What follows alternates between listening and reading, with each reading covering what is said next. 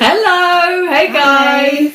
It's Nissa, the Hypnobirthing midwife, and I'm Jodie Abrahams, nutritional therapist. Hey guys, it's our second of 3 Facebook Lives all about nutrition. It's Nutrition Month. I need to shuffle over. We're both wearing white, very nice, over on my Facebook page. And today is all about nutrition for pregnancy. So we've got quite a few questions from people that have been posting over the last week. But you're welcome to join in because we are live. No pressure. So if you want to ask a question, just post it down there and we'll answer it as we go along or next time. So we're doing one more. Fantastic. So before we start, let me get Jodie to introduce herself and tell you what she does. Go for it, Jodie, okay. Just so they know. So I am a nutritional therapist and I work a lot with women on women's health issues, and my particular interests and passions are pre-pregnancy and fertility and pregnancy and postnatal health and breastfeeding. So I'm really excited to be talking about those topics with you. It's obviously my area too, guys. So I'm so up for learning lots of things. And tell us, Jodie, for people who would like to access your services, amazing services, come on, hit us with your website. Yep, so my website is jodieabrahams.com, and that's Jodie with an IE. And I do one-to-one consultations for nutritional and lifestyle therapy, and I've got lots of different packages up on my website to kind of help you with whatever level of support that you need, whether you want to work intensively or over a longer period of time. So amazing. And actually, guys, if you ask a question down there, you will be entered into a competition to win one of those consultations with Jodie, which is pretty amazing. It's worth quite a lot of money, so get asking. So I'll start with, you've got some questions that people have posted on yours. I've got some questions, so I'm going to start with one from Sally Ann. Thank you, Sally Ann. I feel like I'm doing some strange TV show. She says, there's so much emphasis on what you should avoid, but what should we be eating more of? Yeah, what should we actually be eating? I love that question. It's a really good question. So I think that's absolutely right. There's a lot of information on stuff to avoid for kind of safety reasons. So, you know, you'll be told to avoid things like soft mould ripened cheeses and kind of cured meats and certain fish, things like that. So those are important to take note of. But yeah, we want to focus on what you should be putting in to nourish yourself. And the first thing I wanted to talk about actually is a really obvious one, which is water. So I know I mentioned it in our last chat about preconception, but just the importance of staying hydrated in pregnancy. It's really important for your own energy levels. When you're dehydrated, it completely can sap your energy and leave you feeling pretty rough. Headachy, shaky, all of that stuff. But keeping well hydrated can actually help you with, if you're unlucky enough to have morning sickness and nausea, it can help with that. If you get the puffy water retention, drinking more water can actually help to flush that extra fluid out. So it's kind of, you might think, I've got water retention, why would I drink more? But actually it's helping you to get rid of it. That's water. Really interesting. Okay. Yeah, and it's also just so important for making sure that, you know, if you think about what's happening when you're pregnant, your baby is in the amniotic sac, in the fluid. You need water for the amniotic fluid. The water can help to deliver nutrients more effectively to the placenta. So just keeping well hydrated is very important. So aim for around 2 litres a day of clear liquid. So that's water. You can infuse water with lemon, is a really nice one. Got the props. Got my props again. Herbal teas are nice. See, we're on message here. Clear broths, so vegetable broths. If you eat meat, you can have bone broths. They're really good to keep you hydrated. So yeah. So lots of ways. Lots of fluid.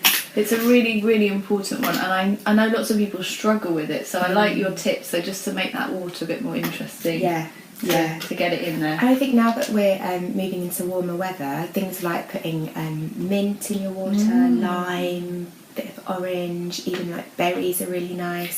So yeah, if you find it difficult to drink water, you're one of those people that finds water really boring, just find ways to jazz it up a bit. I'll Amazing. Nice. And the other thing I wanted to talk about, I mean, some of this is repeating what I said in the last one, but I think it's worth mentioning again. So protein is really important. Protein is a building block for all of everything that we build in our bodies. So muscle, tissue, organs, they all need proteins in order to be formed. So they're going to support your baby's growth, and including some protein with every meal and snack can actually help to alleviate the shaky tiredness, and also can help with, if you are feeling nauseous, just keeping your energy levels balanced and an even keel can help to alleviate that. That's really interesting. Yeah, so things like your nuts and seeds, eggs are a brilliant source, legumes, Amazing. Really I have to say, since we did the live feed last week, honestly, I've been thinking about the way I eat differently, honestly, and the way I feed my daughters. So some of you guys know I've got a daughter, she's 8, and I've just consciously been putting protein with every meal because I'm veggie. She's not veggie, but she does eat a lot of veggie meals. So the light went on, and I would say her energy level has been better because she does tend to go like this. Yeah, and I think that's such a brilliant example of how you can make these really small tweaks. You know, these are not things that we're not saying you need to overhaul everything you do completely. It's small little changes can make a really big difference. Cheese with lunch, making sure she's got that, you know, making sure there's some protein, an egg. I've been doing that a bit more. Yeah, it's been good. Brilliant. I'm so pleased to hear that. Yeah, honestly, fantastic. So the protein thing is important. Another thing with pregnancy, the less glamorous side of pregnancy, is that often women can experience constipation. And the reason for that is, well, there's the kind of structural thing of your uterus actually, as it grows, putting some pressure on the bowel, but also progesterone, which is a hormone that increases during pregnancy, can actually slow down the colon, the peristalsis. Exactly, the peristalsis, the motion of moving the food through the bowel. It kind of makes it more relaxed. So you want to make sure that you're supporting your digestive system with lots of fluid and also lots of fibre. So oats are a really good source of fibre. They're very gentle on the digestion, and so, you know, having porridge for breakfast, birchen muesli is a really nice one where you soak the oats in a bit of water and grated apple overnight, and then you can add nuts and seeds and a bit of fruit. They're really nice added to smoothies. So there's lots of ways you can sneak them in. Nice. And also dark green leafy veg, things like apricots are good, prunes, stewed apples. If you're really suffering with constipation, those are all... Get on it with those are all good things. Nice. And then I wanted to say something about iron, because iron deficiency anemia can be quite common in pregnancy. A lot of women can experience it, and that's because during pregnancy, by around sort of week 34, your blood volume has actually increased by 50%. So it's massive demand, really, if you think about it, on your body to produce all this blood, and obviously we need the iron to help to transport the oxygen around the body. So iron is a really key one to include in a pregnancy diet, and that's things like your dark green leafy vegetables, so things like rocket. Loving the rocket in the jar. Amazing. Rocket's a really nice one at this time of year. Watercress, broccoli, kale, chard, cabbage, spinach, all of those loads things. of options. Yeah, and they're also really good sources of folate, which we mentioned last time in terms of supplementation of folic acid, which is recommended in the lead up to pregnancy and during pregnancy as well. But getting that from food sources is ideal. Yeah, I mean, that's the ideal. So including lots of iron-rich foods. Also things like eggs are really good for iron, lentils, apricots, whole grains, and then red meats. It's the one one that you everyone know. knows about. But there are the other sources. Yeah. I wonder if you can explain something to me, Jodie. So I don't work antenatally anymore, but I did a lot of antenatal care over the last few years, and so we'd be of course, giving mums with low iron in pregnancy an iron supplement if it was very low, like the ferrous sulfate or the ferrous fumarate.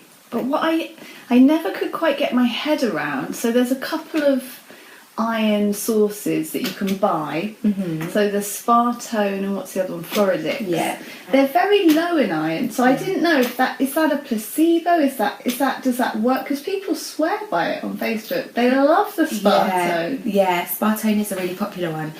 So there are different forms of iron that you can get. So ferrous fumarate is one, and then you can get forms like iron bisglycinate, which is a gentler form, because one of the things that people can experience with those prescribed forms of iron is that they can cause more constipation. Absolutely. Or diarrhea, which can put people off, which is, you know, you if you've been tested for your iron levels and they are low, you do need to work on kind of trying to get them back up again. With those other forms, the levels might be lower, but often they're in a more bioavailable form, so your body's actually able to take it up more effectively. And then you get less of those side effects. Now, what I'd say with those forms like Spartone and Floridix and any other kind of alternative ones that you can buy over the counter, so I'd always recommend getting your levels tested before you supplement anything additional with iron, because taking iron when you don't need to is not good either. So you want to make sure that you're doing it on the right sort of dosage. That's so I'd always talk to your GP about the dosage that you are taking, but it's good to know that there are other forms out there that you can take. There's options if it's upsetting your tummy. Exactly. Okay, that's really interesting. Who knew? So many kinds of iron. I mean, the other thing with iron is that your body's uptake of iron is enhanced by vitamin C. So, you know, I know that Spartone do a formulation that's got added vitamin C in it, but, you know, think about the foods that you're eating with those iron-rich foods that we mentioned. So dark and leafy veg are a perfect example of where nature's been very clever and has combined the nutrients into one food, because they're also high in vitamin C. So it's a complete iron source. It's a complete iron source. That's genius. So that's just something to bear in mind. Nice. Yeah. Oh, we've got a couple of questions. Oh, brilliant. Hey, Ruth. Oh, it's lovely Ruth. Oh, bless you. She's just saying nice things. No question there, but we love you, Ruth. Well, we've got another one. So we've got one on food allergies. What suggestions do you have for women who've got severe or multiple food allergies during pregnancy and want to ensure good nutrition? Okay, that's a really good question. Thank you, Anissa. Thanks. There's a heart there. Floating across Loving the feed. Yeah, that's a great question. So, I mean, I would recommend, you know, if you know what your food allergies or intolerances are, then you want to be steering clear of, obviously, of those particular foods. I would recommend working with a nutritionist to identify where you're going to be getting the nutrients that you might be lacking through avoiding those particular foods. So, for example, if you had a nut allergy, you'd be wanting to look at other sources of getting your essential fats, good sources of proteins, and a lot of the vitamins and minerals that you might be missing through excluding nuts. Or, you know, same goes for things like eggs. It's just looking at alternatives. And it's going into that detail. And making sure that you're not putting yourself at any unnecessary risk during the pregnancy period. So I think each case is so individual. I wouldn't want to give it any sort of blanket answer here, but I think it's always a good idea. I mean, often people who've got those allergies are quite well informed anyway, because they've been managing their nutrition and their health without being pregnant. They probably know a lot more than your layman. Yeah, exactly. But I would say it's a very individual situation. Interesting. Thank you so much for your question. Thank you. I think we've got another one here. Skin and acne. This is from Helen. Go on, you read it out. Okay. Hi, Helen. So skin and acne, some nuts and seeds are bad hormonal foods and can actually worsen acne. Is this true at all? This is a really good question. Okay, so with the nuts and seeds and skin issues, I'm going to go into kind of details about how that works. So nuts and seeds. I didn't know that. Yeah, I mean, I think I'm not sure I'd entirely say that they're bad hormonal foods. Yeah. It's more about the fats that they contain and the balance of those fats. Okay. So nuts and seeds are generally higher in an essential fatty acid called omega-6.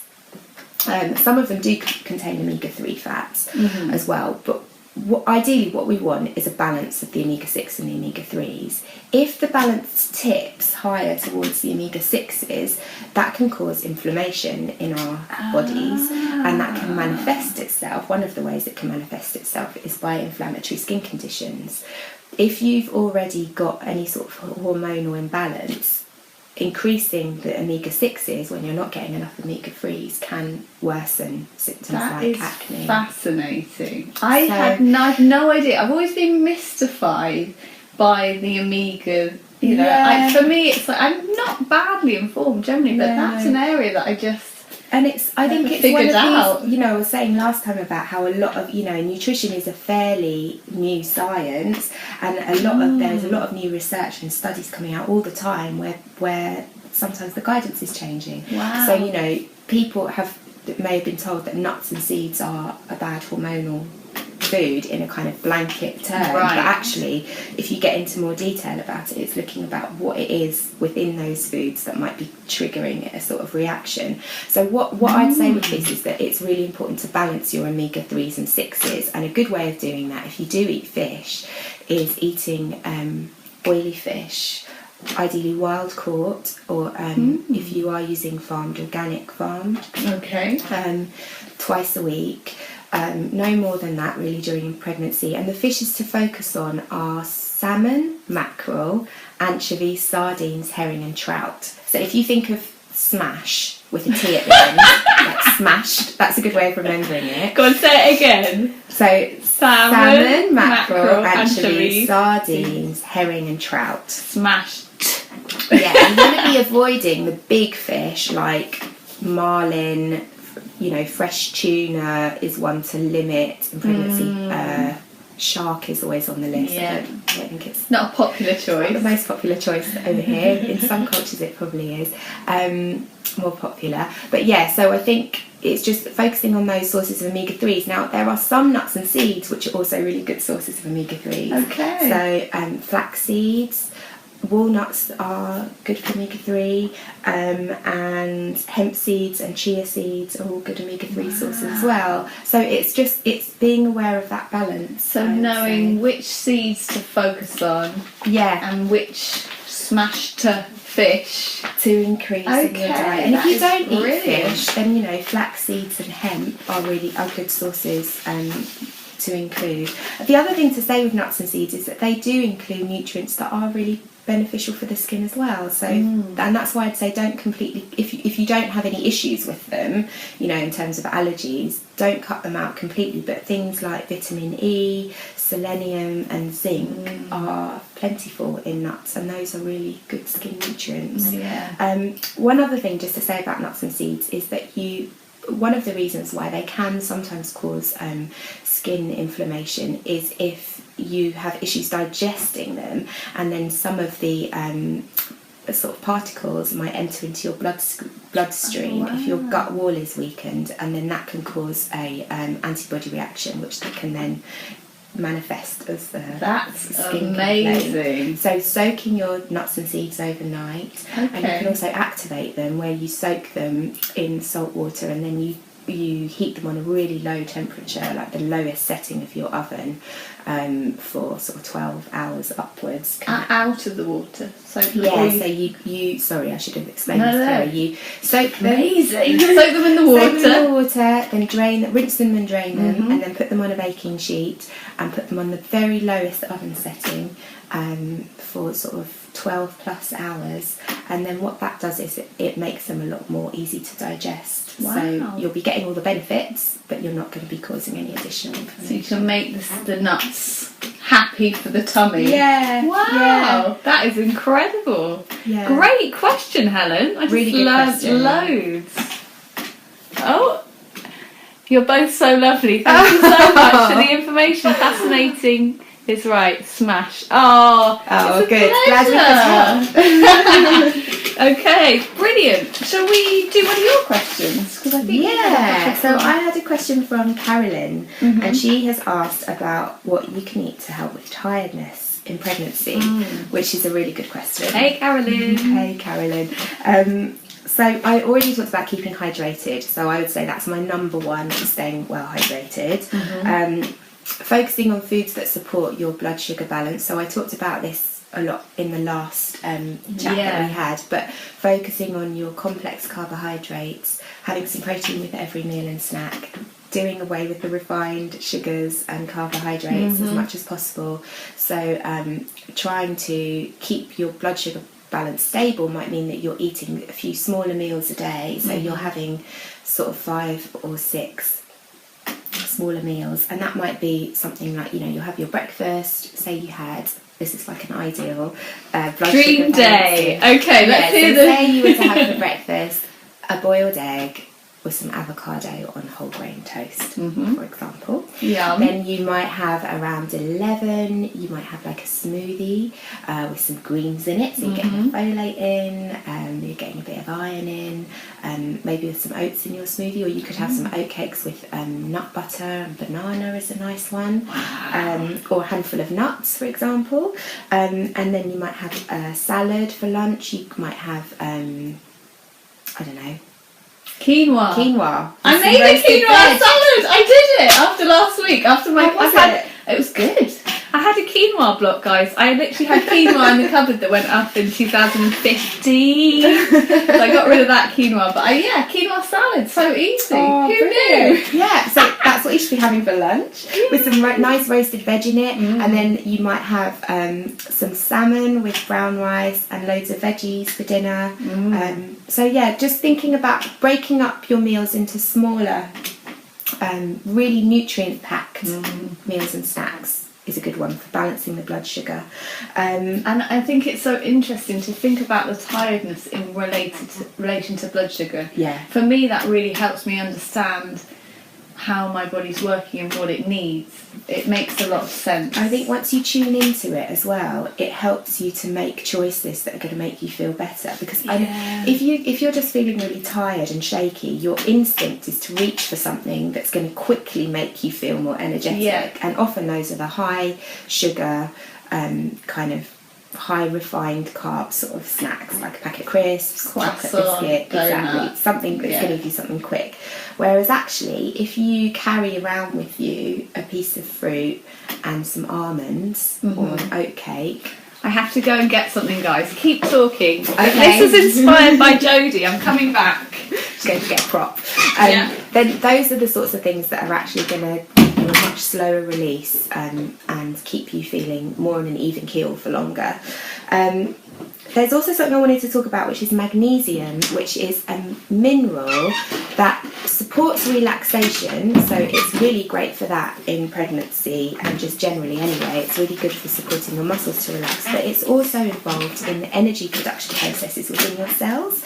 So if you can increase more magnesium-rich foods, that can really help with your energy levels. And again, things like lentils are good, dark green leafy veg that I've already talked about a lot, whole grains, so things like your oats and brown rice and quinoa, and just brown bread, brown pasta, those things are really good sources of magnesium.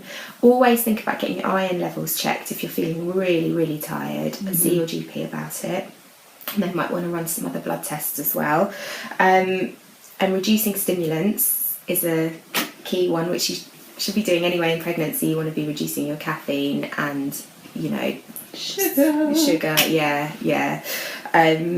because those can actually make you feel more tired when you crash after that initial buzz. And I also wanted to say something, this is more of a lifestyle thing about energy levels, but supporting better sleep in pregnancy. It can be really tough in pregnancy. I remember when I was pregnant, people saying, oh, enjoy sleep now, because when the baby comes, you're not going to get any sleep. And I was really struggling with my sleep at that time, and then I was like, oh, I'm never going to sleep again. But there are some things that you can do to really support better sleep. So magnesium's a great one.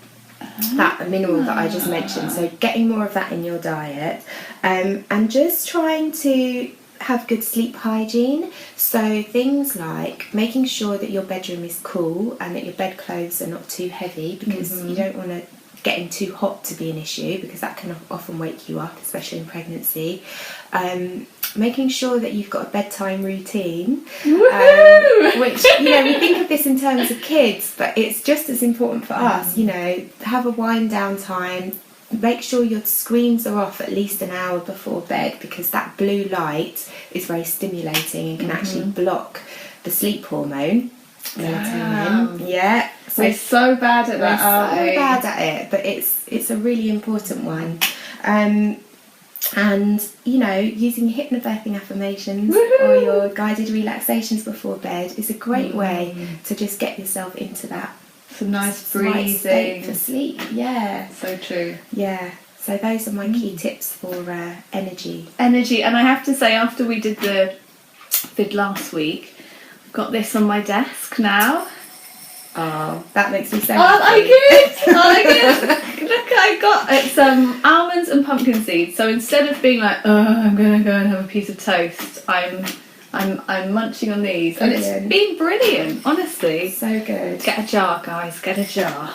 Nice, that was a great question. Really good question. Let's do one of mine. I've got a couple more. I've got one from Cora. She said, I've got really bad morning sickness. Oh, yeah. I only want to eat plain, bland food. Is there anything you can recommend that's more nutritious and gentle on my stomach? I'm so sorry, Cora. Yeah. I remember that very well. It's awful. It's tough. It is tough. Okay, so first thing is the hydration, really key with the morning sickness. It's the theme of the vid, isn't it? I know. I'm sorry if I'm repeating myself. I can't say it strongly enough. Something else that can help is ginger. So you might be putting some fresh ginger in hot water and making a little infusion, having that first thing in the morning. Ginger teas are really nice. I love this one. It's Pucker 3 ginger tea. It's quite strong. Oh, I love the Pucker teas. Yeah, they're brilliant. So that's a really good thing to include. And then in terms of the sickness, so keeping the blood sugar balance is important here.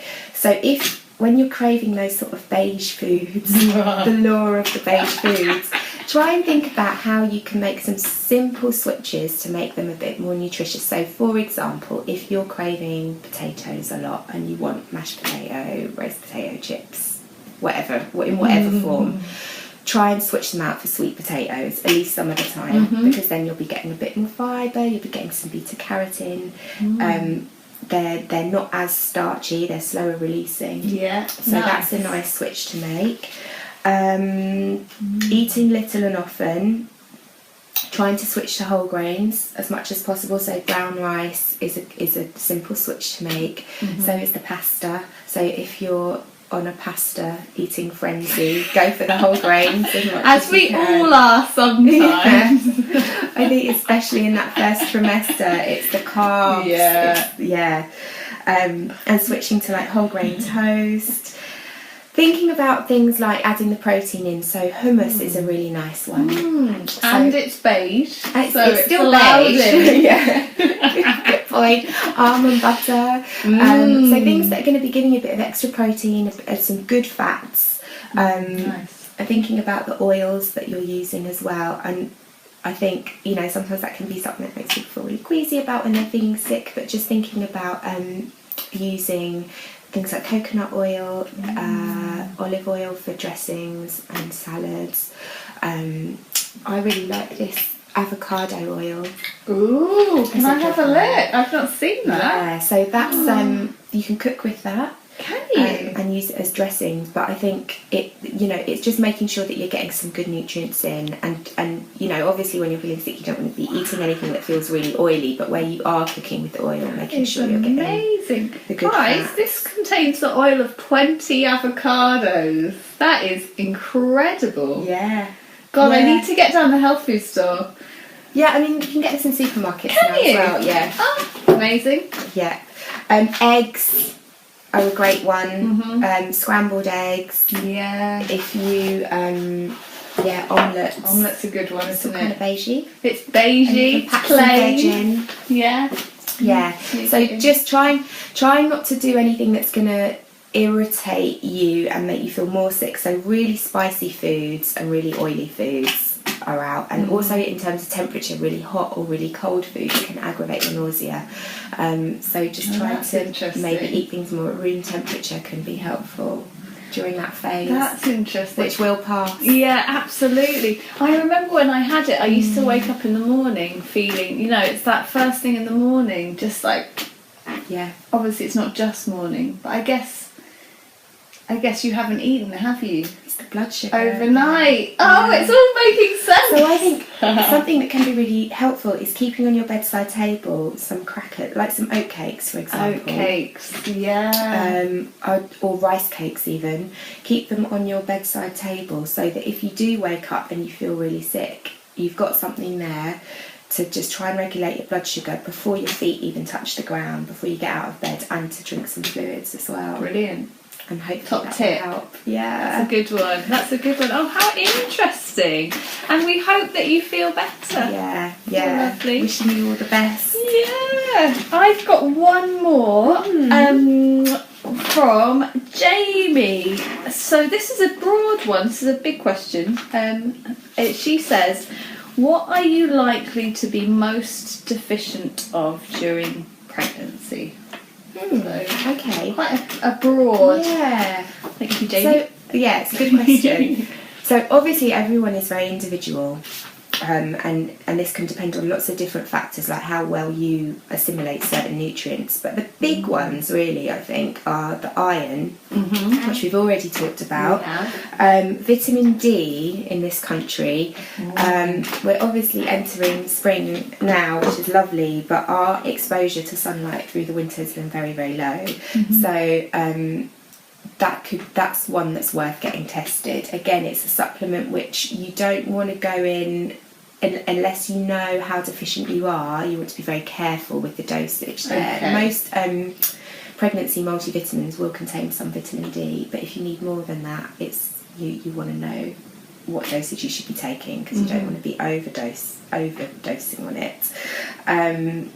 So there are also like egg yolks. If they're free range eggs, they will have a bit of vitamin D in, but generally it's the sunlight vitamin. And if you're a darker skinned woman, it is actually it's harder for your skin to absorb the vitamin D from sunlight, so you're more likely to need supplementation.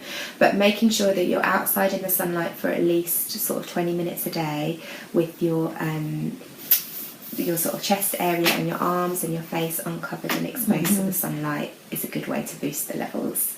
It's a big problem in the UK, isn't it? Yeah. I know the government have put out some guidelines, but I can't remember what they are, about vitamin D. Yeah, well, they are now recommending that pregnant women and newborns who are breastfed are supplemented. So there is I think it's called the Healthy Start Scheme, where they actually give out free That's supplements. right. That is right. I remember that from antenatal. One other thing with nutrients is if you're a vegan, then vitamin B12, you can become deficient in that unless you're supplementing. So I would, if you're vegan, look into that. Speak to a GP or nutritionist. And I'm veggie, but I don't eat eggs. So I do tend to sometimes supplement the B12 because I'm probably not getting that much. No, it's a good idea. Just a little bit. Yeah. Oh, nice. Oh, is there anything else on that one? That's the major ones. I think those are the major ones. Yeah, iron, vitamin D, and B12 if you're a vegan. Yeah. Nice. That's all the questions from me. Did you have any more? Well, there was just something I wanted to say actually about preparing for birth. Oh, nutrition and lifestyle. You're sneaking over to the birth. Actually, today would be the birth one, because next week is postnatal. Breastfeeding. All right, go for it. So you're going to be able to give a lot more information on the lifestyle stuff than I can, but I just think I wanted to say something about keeping active. Go on. Keeping active in pregnancy throughout pregnancy is really important. You know, keeping if you were exercising a lot before, you know, keeping your exercise going, not feeling like because you're pregnant you've got to stop, but it's about adjusting the kind of exercising you're doing. So you don't want to be doing anything too high impact, you don't want to be doing any sort of contact sports where you can knocks, weights. But you know, I think gentle exercise, so walking is great, pregnancy yoga, swimming can be brilliant for especially when you get to those later months where you're feeling really heavy, just being in water and feeling weightless for a few minutes. Oh yeah, heaven. Can be great. And it's really good for lifting your mood as well and getting the endorphins going. So I can't recommend that enough. And also being more upright can help to engage the baby and absolutely, ladies. So body. I'm currently working on this massive, exciting, tremendous project about aligning your baby. It'll be coming in a couple of months, and one of the things you don't know about that, do you? It will be coming. It's not ready yet, but it will be alignyourbaby.com, because it's one of my big things that I've seen as a midwife, how when babies are in funny positions it can have a massive impact on your birth, so leading to potentially forceps or caesarean births, which could be prevented potentially. So a lot of that is to do with our sedentary lifestyle. We all sit on our sofas like this, and the baby gets, lies at the back, and things get misaligned in our pelvises because of the way we are. So it's so important to stay active. Yes, I could go on for ages. Fascinating. I'm really excited to learn more about this. It'll be coming, guys, but I'm keeping it under wraps a little bit because I need to. I've got lots to do. But it's really important. Really, really important. Very important. As well as, I'm going to bang on about it again, but keeping hydrated. To keep your energy levels up, your digestive system working well. If your digestion's working well, you're less likely to feel sort of that kind of sluggish, heavy, fatigued feeling. And then just some useful snacks for labour, because this is something I've been asked about before. So everyone's different. Some people, the thought of going near any food in labour is just a no-no. But I will say, before you do our list, so guys, when you're in early labour, have a good old meal. Have a proper meal before you get into strong labour, because if you don't fancy much in strong labour, you will be running on empty. And it's like running a marathon. Absolutely. So you need some energy. Absolutely. I think that's such a good tip. But things that are going to be kind of easy for you to eat. You're not going to want to sit down to a 3-course meal when you're in the throes of. Imagine. Unlikely though. Unlikely. So things like coconut water, brilliant thing to help you keep hydrated during labour, because it will help you replace some of the lost electrolytes through sweating. And smoothies are good. You can freeze them beforehand. Nice. So you've got kind of like lollies, but with lots of good stuff in them. Oh, I like that. So that's a really nice one. And energy balls, you can make some of those up in advance, freeze them and get them out of the freezer when you need them. So you can use things like ground almonds, tahini, which I haven't mentioned yet, but which is a favourite as a really good source of calcium in pregnancy. Made from sesame seeds, but you can put that into energy balls. Nice. Some dates, maybe even a bit of like cacao if you want a bit of chocolate. Those things are really good for just keeping your energy levels up, not putting too much of a strain on your digestion, and just helping you keep going. Really, really good. The energy balls I've only started making recently, and I'm quite obsessed with them. Just love them, and you can put all kinds of crazy in there. I got bee pollen. I found some bee pollen in the back of my cupboard. I was like, okay, mix that up. Brilliant. I mean, the possibilities are endless. They really are, literally. And cinnamon is a good one as well, because cinnamon actually contains chromium, which can help to balance your blood sugar. So that's just a general one, actually, to be, sprinkling bits of cinnamon on your... Didn't know that. Yeah. Didn't know that. I'm going to... Jazz thinks I'm crazy with all the seeds and the nuts. I'll be cinnamoning everything now. Yeah, Brilliant. Oh, that's a good one. Amazing, guys. I feel like that was a lot of amazing information. What I'll say is, if you have a friend that's maybe expecting a baby, tag them below, because this is probably going to be quite useful for them. Yeah. Lots and lots of information. And we're still doing one more Facebook Live next week. I don't know when it is. Next Wednesday. And we are talking about, so you've given birth, so you have your lovely baby, and then what? Absolutely. Yeah, looking after yourself during that postnatal period and supporting the body if you're breastfeeding, kind of making sure that you're getting all the nutrients that you need. Self-care, massive thing. So we'll look forward to that. Yeah, really looking forward to it. Bye guys, thanks for the questions. Brilliant questions. Bye.